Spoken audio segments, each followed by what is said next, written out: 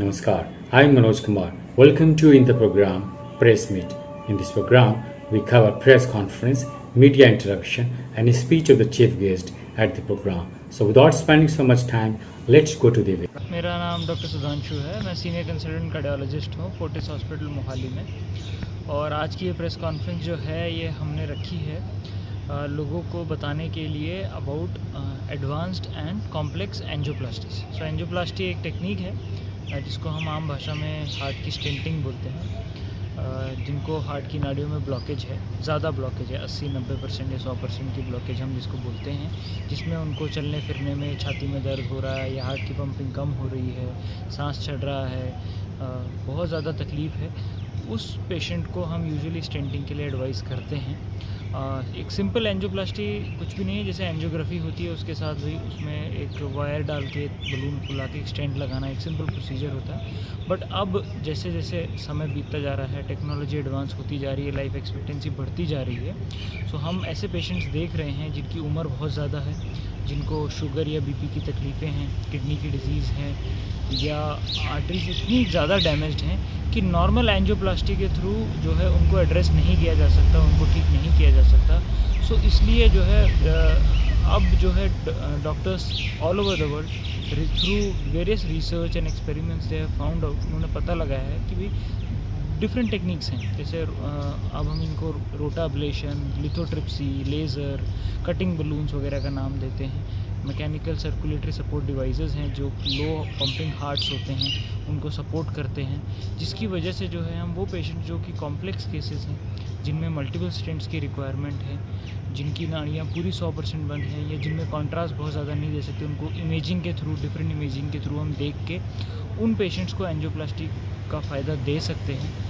उम्र बहुत ज़्यादा है उनको एंजियोप्लास्टी का फ़ायदा दे सकते हैं। और जिससे जो है कि जो पेशेंट्स पहले इनऑपरेबल या अनट्रीटेबल कंसिडर करे जाते थे, स्पेशली हमारे एरिया में बहुत सारे ऐसे पेशेंट्स हैं जो मिस इन्फॉर्मेशन की वजह से केवल दवाइयों पे ही थे या हैं और इलाज नहीं करवा पा रहे हैं, ये सोच के कि इतनी सारी प्रॉब्लम्स में अगर हम एंजियोप्लास्टी के लिए जाएंगे तो दिक्कत आ सकती है, वो उन लोगों को फ़ायदा होगा। और ये प्रेस कॉन्फ्रेंस का मतलब वही है, ये हमारा ऑब्जेक्टिव भी वही है कि वो उसके बारे में हम थ्रू प्रेस हम लोगों तक पहुंचा सकेंगे। यंग में भी हैं, अब बहुत ज़्यादा यंग एज से हम जो है हार्ट की प्रॉब्लम्स के पेशेंट देख रहे हैं, हार्ट अटैक वाले पेशेंट्स देख रहे हैं। मतलब patients as young as 20 years भी हमारे पास जो है हार्ट अटैक के साथ आते हैं। ये पेशेंट यूजुअली वो होते हैं या जिनकी फैमिली में हार्ट प्रॉब्लम की हिस्ट्री है, कम उम्र में हार्ट अटैक वगैरह की हिस्ट्री है फैमिली में किसी को, या पेशेंट स्मोकिंग वगैरह कुछ तंबाकू वगैरह खाते हैं, स्मोकिंग करते हैं, या पेशेंट्स को यंग एज से ही डायबिटीज़ या हाइपरटेंशन का प्रॉब्लम है,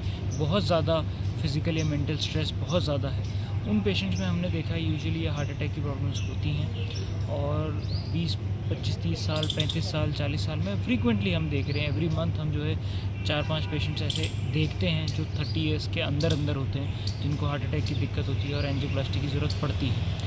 हमारा खाना पीना बहुत ख़राब हो रहा है विद मॉडर्नाइजेशन, अर्बनाइजेशन। आप देखिए कि बड़ी बड़ी सिटीज़ में घर का बना हुआ खाना, यूजुअली जो यंग लड़के हैं या लड़कियां हैं जो यहाँ पे काम के सिलसिले में आते हैं, काम की वजह से यहाँ पे अकेले रह रहे हैं, वो यूजुअली बाहर से खाना मंगाते हैं। बाहर से हम जो है फ्राइड वगैरह बहुत ज़्यादा आजकल ख़राब तेल का बना हुआ खाना लोग खा रहे हैं और बहुत ज़्यादा मिलावट भी हो रही है खाने में। तो हर चीज़ का कंट्रीब्यूशन है और इन चीज़ों की वजह से जो है कम से कम उम्र में भी जो है हमको ये हार्ट प्रॉब्लम देखने को मिल रही है। और एल्डरलीज़ में तो खैर पहले भी था, ये दिक्कतें होती हैं, बट जैसे जैसे एज बढ़ता जा रहा है वैसे वैसे हम 80 ईयर्स 90 ईयर्स के पेशेंट्स भी देख रहे हैं जिनको कि एंजियोप्लास्टी की रिक्वायरमेंट्स है और एंजियोप्लास्टी का फ़ायदा भी दे रहे हैं। हार्ट डिज़ीज़ के बहुत सारे सिम्टम्स हैं। हार्ट में जब पेशेंट को नाड़ियों में ब्लॉकेज आती है, जो हम पर से हार्ट अटैक या हार्ट की प्रॉब्लम, नाड़ियों की ब्लॉकेज की हम बात करते हैं, तो उसमें पेशेंट्स को यूजुअली छाती में दर्द होता है, जबड़े में दर्द हो सकता है, हाथ में दर्द हो सकता है, ये अलग अलग जगह रेडिएट कर सकता है, पेन बैक में भी जा सकता है। जैसे जैसे उम्र बढ़ती जाती है, दर्द होने की जो वो है, पेशेंट को दर्द होने की क्षमता कम होती जाती है। कई बार पेशेंट्स जब बढ़ती उम्र में हमारे पास आते हैं तो उनको दर्द नहीं होता, केवल सांस की तकलीफ़ के साथ हमारे पास आते हैं। कई बार उनको कमज़ोरी महसूस होती है, बेहोशी सी हालत आती है, धड़कन हो सकती है, चक्कर आ सकता है, ज़रूरी नहीं है कि हार्ट में छाती में दर्द हो तो ही हार्ट अटैक या हार्ट की दिक्कत हो। कई बार केवल सांस की तकलीफ़ भी हार्ट अटैक का लक्षण हो सकता है या हार्ट की दिक्कत का लक्षण हो सकता है। अलग अलग प्रकार के तकलीफ़ें हैं। कई लोगों को जब उम्र बहुत ज़्यादा हो जाती है तो केवल कमज़ोरी ही रहती है, इंडाइजेशन हो सकता है, वॉमिटिंग, नोज़िया जिसको हम बोलते हैं कि उल्टी आने का मन करना, ये भी हो सकता है, वो भी सिम्टम हो सकता है। छाती में जलन जिसको हम एसिडिटी बोलते हैं, कई बार वो भी सिम्टम हो सकता है।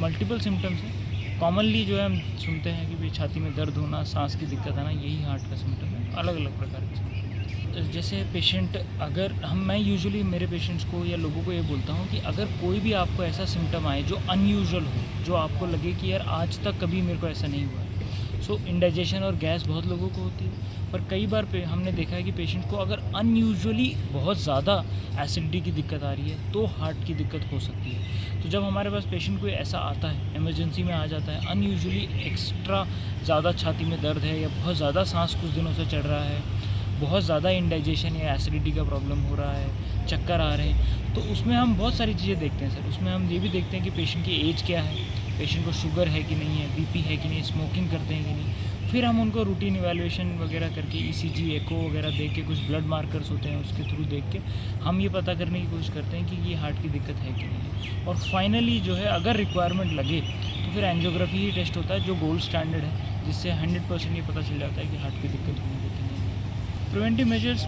बहुत सिंपल हैं सर। कम उम्र से ही कोशिश करिए कि अच्छा खाना खाएँ, फ्रेश फूड लें, बहुत ज़्यादा बाहर का तला हुआ फ्राइड फूड ना लें, एक हेल्दी वेट मेंटेन करें, अच्छा वेट मेंटेन करें, रेगुलरली एक्सरसाइज करें, वीकली 4 से 5 दिन जो है हाफ एन आवर का एक्सरसाइज करें, एरोबिक एक्सरसाइज जिसको हम बोलते हैं कार्डियो करें, है ना। बहुत ज़्यादा स्ट्रेस ना लें, बहुत ज़्यादा मेंटल एंड फिजिकल स्ट्रेस, बहुत ज़्यादा मेंटल स्ट्रेस ना लें, है ना। कोशिश करें कि अगर आपकी फैमिली में बीपी या शुगर की तकलीफ़ है तो रेगुलर चेकअप्स कराएं ताकि ये बीपी और शुगर की तकलीफ़ आपको ना डेवलप हो। जिन चीज़ों से, जैसे रिफाइंड शुगर्स हैं या एक्स्ट्रा सॉल्ट है, जिनसे शुगर या बीपी की तकलीफ़ आती है, इनको अवॉइड करें। और एक अच्छा हेल्दी अगर आप एनवायरनमेंट बना के रखेंगे, एक अच्छा हेल्दी खाना खाएंगे, सब बढ़िया वेट मेंटेन करेंगे, तो ये दिक्कतें नहीं आएंगी या बहुत डिलेड आएंगी।